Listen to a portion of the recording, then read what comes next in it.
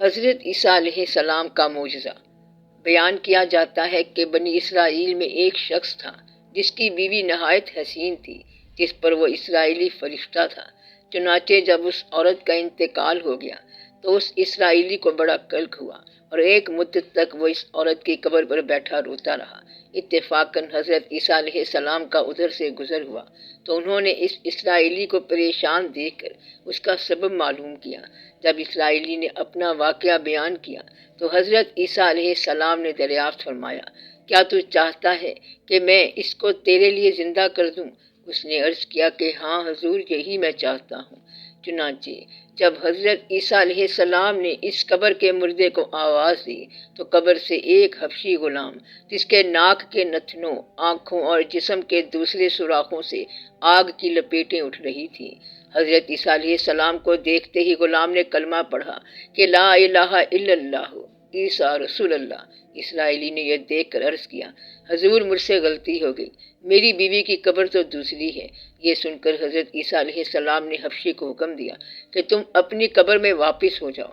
چنانچہ وہ مردہ ہو کر گر گیا اور اس کی قبر کو مٹی سے چھپا دیا گیا۔ پھر حضرت عیسیٰ علیہ السلام نے اس دوسری قبر کی جانب توجہ فرمائی اور حکم دیا کہ اے صاحب قبر، اللہ کے حکم سے زندہ ہو جا۔ چنانچہ قبر پھٹی اور اس سے ایک عورت سر سے گرد جھاڑتی ہوئی باہر آ گئی، جس کو دیکھ کر اسرائیلی بولا کہ یا روح اللہ، میری بیوی یہی ہے۔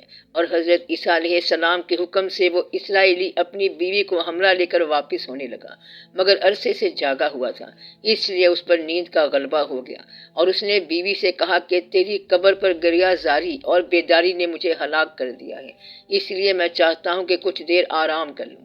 بیوی کہنے لگی کہ ہاں، آپ آرام کر لیجئے۔ چنانچہ وہ اسرائیلی بیوی کے زانوں پر سر رکھ کر سو گیا۔ اتنے میں ایک گھوڑے پر سوار ایک شہزادے کا ادھر سے گزر ہوا جو اپنے زمانے کا یکتا حسین تھا، جس کو دیکھ کر شہزادی از خود فرشتہ ہو گئی اور اس کا دل قابو میں نہ رہا۔ اس نے شوہر کا سر زانوں سے نیچے رکھا اور فرط محبت و غلبہ عشق سے مجبور ہو کر شہزادے کے سامنے جا کھڑی ہوئی۔ ادھر جیسے ہی شہزادے کی نظر اس پر پڑی، وہ بھی اس کو دیکھ کر اس پر فرشتہ ہو گیا اور عورت کی خواہش پر اس کو اپنے گھوڑے پر بٹھا کر لے گیا۔ چنانچہ اس کے شوہر نے بیدار ہو کر جب اپنی بیوی کو نہ پایا تو نہایت پریشان ہوا اور اس کے ملنے کی تدبیر سوچنے لگا۔ سوچتے سوچتے آخر اس کے نشان قدم پر چل کر اپنی بیوی کو تلاش کر لیا، جو شہزادے کے پاس پہنچ چکی تھی۔ اس کو دیکھ کر اسرائیلی نے شہزادے سے عرض کی کہ یہ میری بیوی ہے، آپ اس کو چھوڑ دیجئے۔ ابھی شہزادہ کچھ کہنے کو ہی نہ پایا تھا کہ اس عورت نے کہا، میں تیری بیوی نہیں بلکہ شہزادے کی لونڈی ہوں۔ یہ سن کر شہزادہ اسرائیلی سے کہنے لگا، کیا مجھ سے میری لونڈی کو لینا چاہتا ہے؟ اس نے کہا، خدا کی قسم، یہ میری بیوی ہے جس کو میرے سردار حضرت عیسیٰ علیہ السلام نے مرنے کے بعد میرے لیے زندہ کیا ہے۔ ابھی یہ گفتگو ہو رہی تھی کہ اتفاقاً حضرت عیسیٰ علیہ السلام بھی وہاں تشریف لے آئے، جن کو دیکھ کر اسرائیلی کہنے لگا، یا روح اللہ، کیا یہ میری وہ بیوی نہیں ہے جس کو آپ نے میرے لیے زندہ کیا ہے؟ حضرت عیسیٰ علیہ السلام نے فرمایا کہ ہاں، یہ وہی ہے۔ یہ سن کر عورت کہنے لگی کہ یا روح اللہ، یہ شخص جھوٹا ہے، میں تو اس شہزادے کی لونڈی ہوں۔ حضرت عیسیٰ علیہ السلام نے فرمایا، کیا تو وہ عورت نہیں جس کو میں نے اللہ تعالیٰ کے حکم سے زندہ کیا ہے؟ عورت نے کہا، یا روح اللہ، باخدا میں وہ نہیں ہوں۔